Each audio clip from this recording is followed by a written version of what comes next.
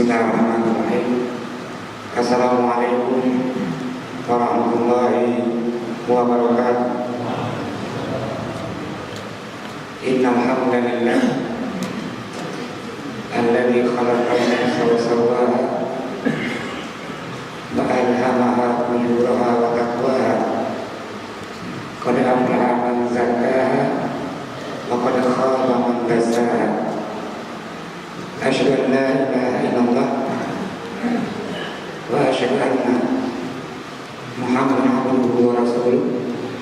Allahumma shalli ala Muhammad wa ala alihi wa sahbihi wa man tabi'ahum bi ihsan ila yaumiddin. Amma ba'd.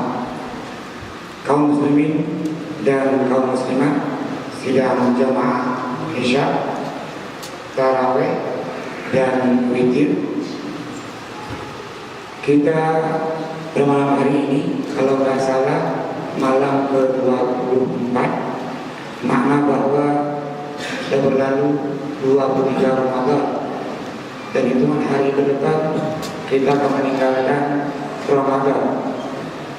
Dan salah satu lagi perintah di Ramadan selain puasa adalah menunaikan zakat fitrah. Di malam hari ini kita akan coba mengkaji kembali tentang zakat, namun lebih kepada siapa orang yang berhak menerima zakat. Bagaimana zakat, berapa jumlahnya, ini pernah kita kaji di puasa sebelumnya. Dan puasa kali ini kita akan mengkaji ini, siapa orang yang berhak menerima zakat. Bapak, Ibu yang Tuhan hormati, hadis dari Anas bin Malik menceritakan, ja'a rajul min Bani Tamim, nazil bawul dari Bani Tamim, gajah bakani.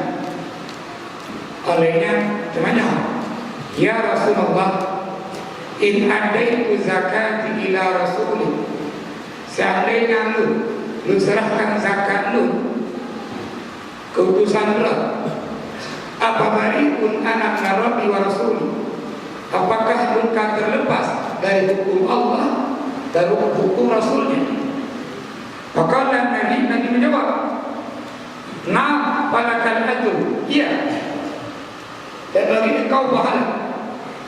Wal ithmu ala man badalahu, adapun dosa kalau salah menyerahkan zakat tadi, dosanya ada pada amil yang akan menyerahkan zakat tepat pada orang yang berhak menerimanya. Maka zakat boleh diserahkan sendiri dan boleh diserahkan ke amil. Dalam mazhab Syafi'i, diserahkan ke amil lebih baik. Alasan Imam Syafi'i untuk pemataan orang-orang yang menerima zakat. Maka Allah menetapkan dalam surah At-Taubah ayat 60, siapa-siapa saja orang-orang yang berhak menerima zakat. Bunyi ayat innamas sadaqah, sesungguhnya zakat itu hanya, karena dalam kajian balaghah innama itu dia al-qasr, pembatasan. Artinya nggak boleh lagi selain 8 senyum ini. Yang mengatur langsung Allah Subhanahu wa Ta'ala. Hadis dari Zaid bin Haris menceritakan bahwa ada orang yang minta-minta ke Nabi, "Pakon udah naruh satu, pakon jangan dong." Kata Nabi, "Inna Allah la yarda ala hukmi nabiyyin wala ghairi." Sesungguhnya Allah itu gak ridho, gak rela dengan hukum nabinya dan hukum orang lain. Hatta hakama samanya tasnah, sampai Allah menghukumi yang berhak terima zakat itu hanya 8 seni. Kaum muslimin muslimat, Nabi saja nggak punya wewenang untuk menetapkan siapa orang-orang yang berhak. Namun langsung Allah yang menetapkan siapa saja yang berhak Maka dalam surah At-Taubah disampaikan yang pertama, innamas shadaqatu lil fuqara'i. Yang berhak, yang pundan atau urutan teratas adalah al-fuqara. Fuqara jamak dari fakir. Kalau tanya, bagaimana siapa itu orang yang fakir? Apa batasannya? Atau apa standarnya? Kitab-kitab mengkaji. Baik dalam kitab Fathul Mu'in 249, baik al-Pertama Imam Syafi'i 252, maupun fikih 4 mazhabnya Wahab Az-Zuhaili 75 mengkaji.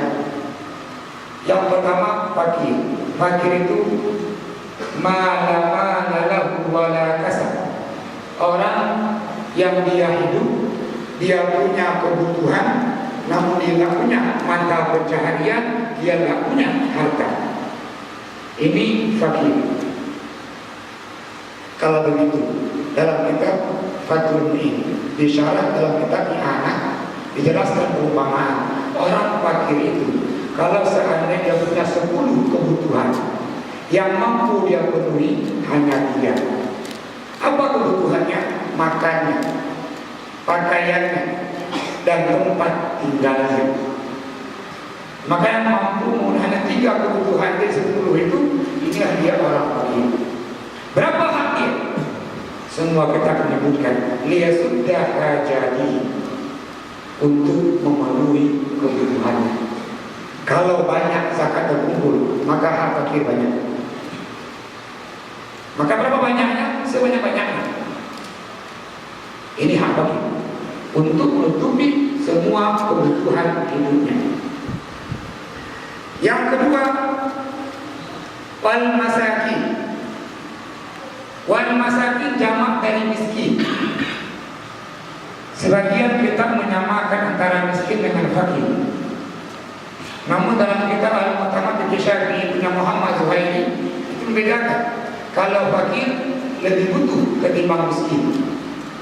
Dalam kitab I'anah jelaskan perumpamaan, kalau orang butuh 10 kebutuhan, orang miskin mampu dia hanya memenuhi kebutuhannya 6 kebutuhan. Artinya lebih baik kondisinya dari si fakir. Namun dalam kitab 4 mazhab dijelaskan, siapa itu miskin?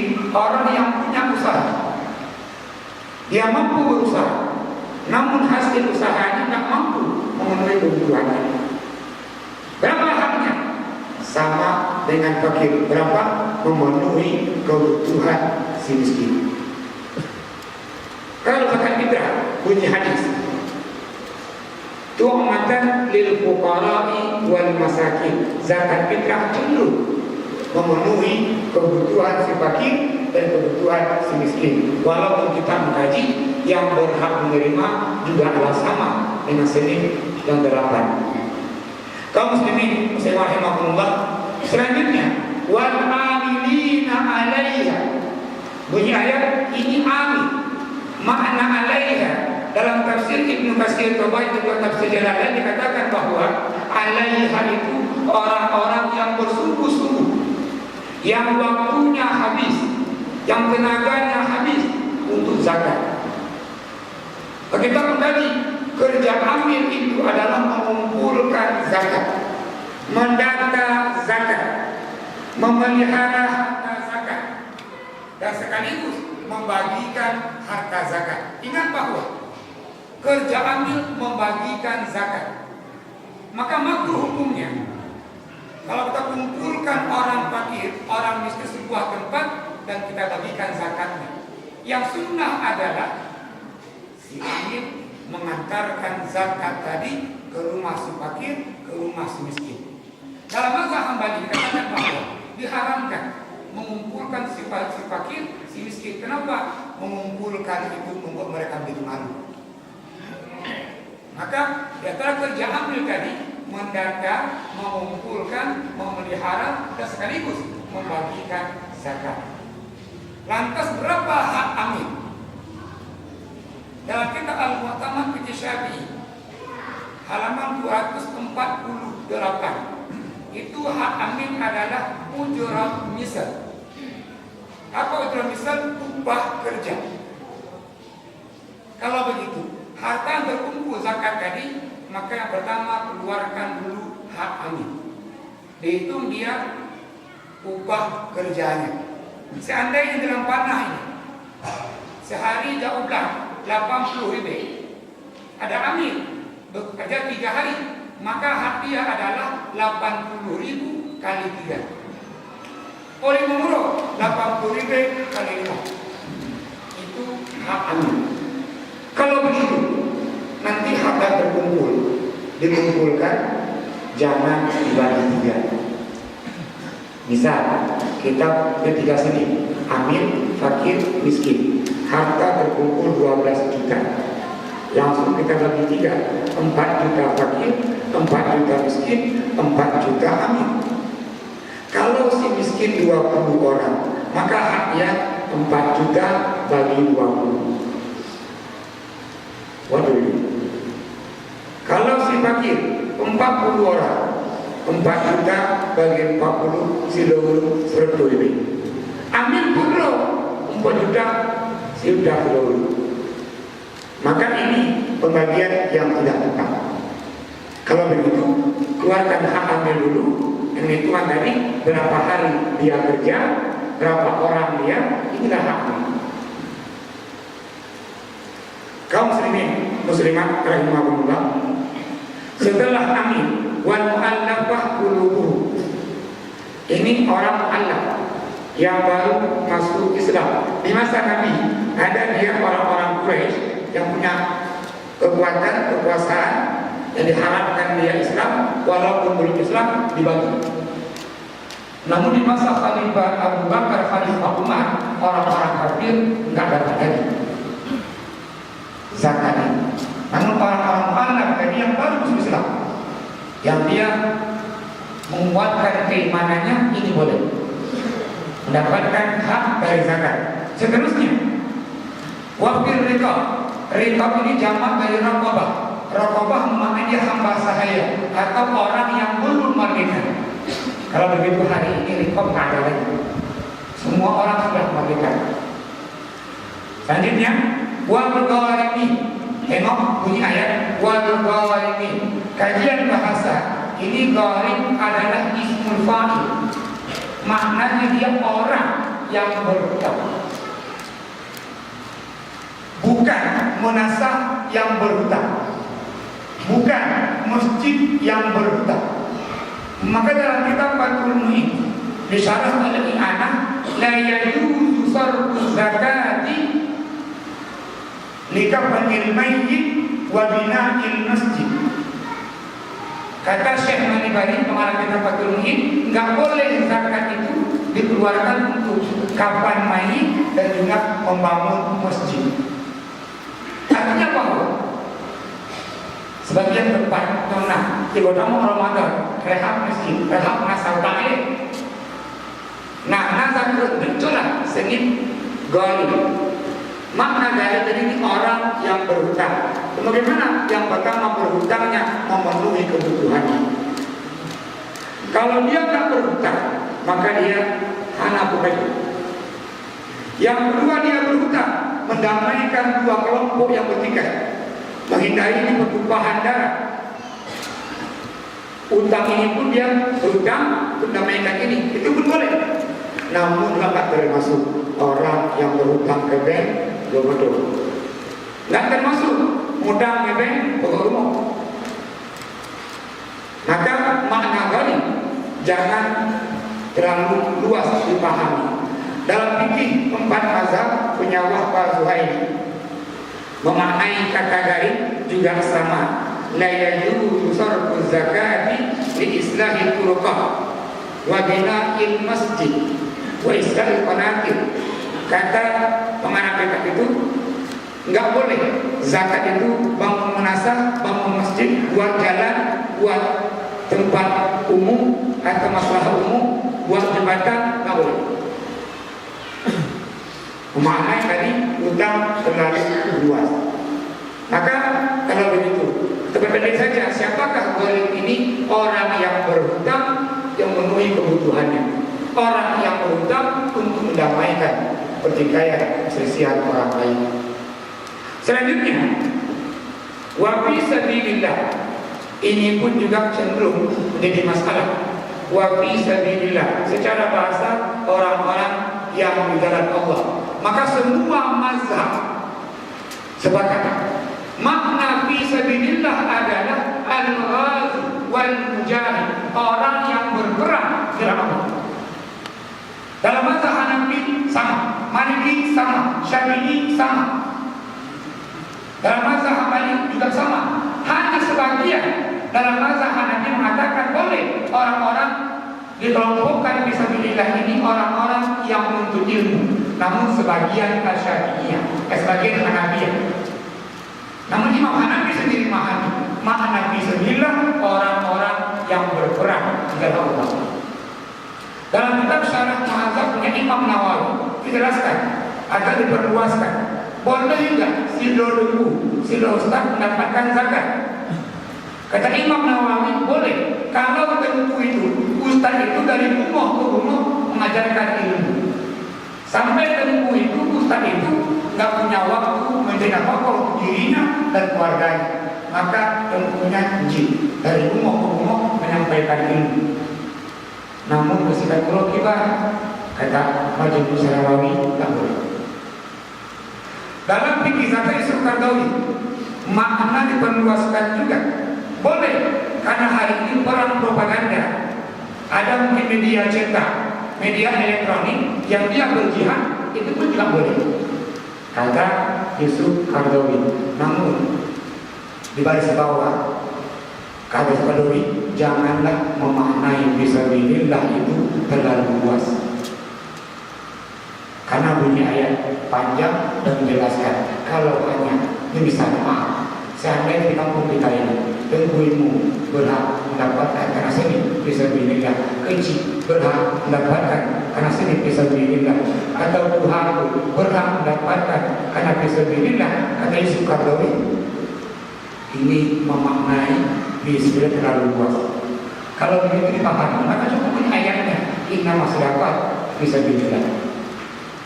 Maka makna fisabilillah pertama sepakat ke semua mazhab, semua ulama adalah orang-orang yang berperang. Lantas bagaimana orang-orang yang menuntut ilmu? Kalau dia miskin, berikan dia atas sedikit miskinnya, bukan sedikit fisabilillah. Kalau dia fakir, berikan dia atas sedikit fakir. Bagaimana yang janda?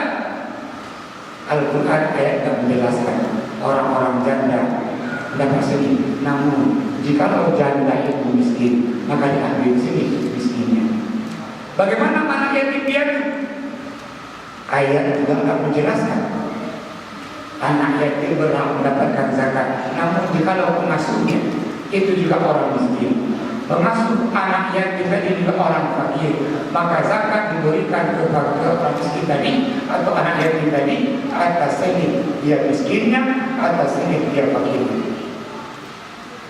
Kaum muslimin muslimat rahimahullah, yang terakhir yang berhak juga ini mendapatkan zakat wa bisabil. Secara bahasa Ibnu anak-anak sabil bermakna dia jalanan. Kalau kita gabung Ibnu sabil anak jalanan. Namun artinya bukanlah anak bank yang tadi bacalah. Namun anak dalamnya adalah orang-orang yang bermusafir. Ini misalnya ada orang dari Jakarta ke Aceh, sampai di Aceh dia kehabisan hutang, maka dia berhak mendapatkan zakat. Berapa hak dia? Ongkos dia kembali ke kampung halamannya, itu haknya. Inilah seni yang berapa seni yang Allah atur yang berhak mendapatkan zakat. Karena singkat ini, selanjutnya ini, siapakah yang haram? Orang-orang yang haram, yang tak boleh menerima zakat. Kalau dia menerima berdosa. Kalau serahkan juga yang menerima berdosa, yang menyerahkan juga berdosa. Yang pertama yang tak berhak menerima zakat atau haram hukumnya, dia menerima al-kafir, orang kafir. Itu tak boleh. Yang kedua, ini keturunan Nabi dan semua Bani Hashim dan Bani Muthalib. Yang menarik sebuah kisah ketika Hasan cucu Nabi dari Ali bin Abi Thalib Fatimah itu makan buah kurma dari zakat. Nabi katakan ke cucunya, ya Hasan, muntahkan. Namun seorang anak ini yang galak mengkurma tadi, Hasan tidak mau muntahkan kurma itu. Nabi ambil buah kurma dan tenggorokan cucunya. Kata Nabi, la tahillu sadaqah, zakat itu haram li Muhammadin, bagi Muhammad, wa li ali Muhammad, dan semua keturunan Muhammad. Yang menarik di ujung hadis kata Nabi, fa innaha awsaqun nas, zakat itu adalah kotoran manusia. Ketika orang berzakat membersihkan hartanya, orang berzakat membersihkan dirinya. Tengok ketika orang makan, nggak semua kita makan itu jadi daging, sebagian menjadi ampas kotoran. Itulah zakat.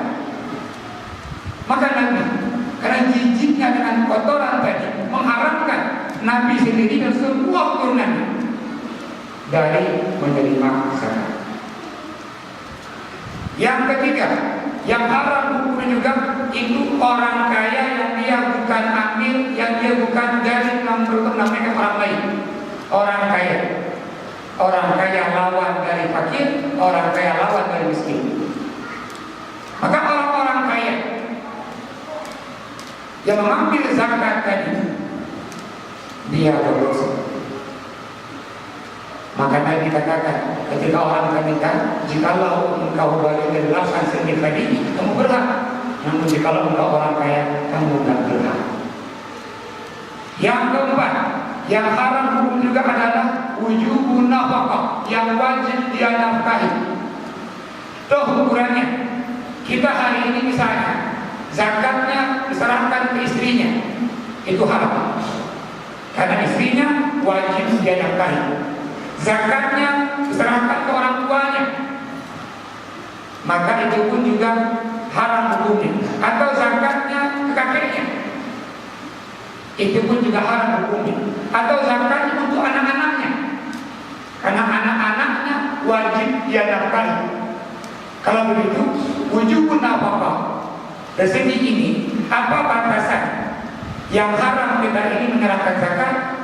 Kita nggak boleh ke istrinya, nggak boleh ke atas. Sama ke atas ini orang tua kita, nenek kita, kakek buyut. Atau ke bawah. Ke bawahnya anaknya, cucunya, cicitnya. Lantas bagaimana anak paman yang miskin? Boleh. Anak saudara yang fakir? Boleh. Maka yang wujubun nafkah ini nggak boleh. Ini diantara zakat yang diharamkan. Bapak, Ibu yang saya hormati, semoga zakat kita tahun ini disampaikan dari orang-orang yang berhak menerimanya. Hadis tadi menunggu dari Anas bin Malik, wal ismu ala man badalahu. Jikalau kita hari ini amin menyerahkan zakat ke orang yang berhak menerimanya, maka dosanya itu ada di tangan amin. Sementara masyarakat yang mengumpulkan zakatnya ke amin, ini tidak kena dosanya dan Allah berikan pahalanya. Mohon maaf atas kekurangan. Saya akhiri. Assalamualaikum warahmatullahi wabarakatuh.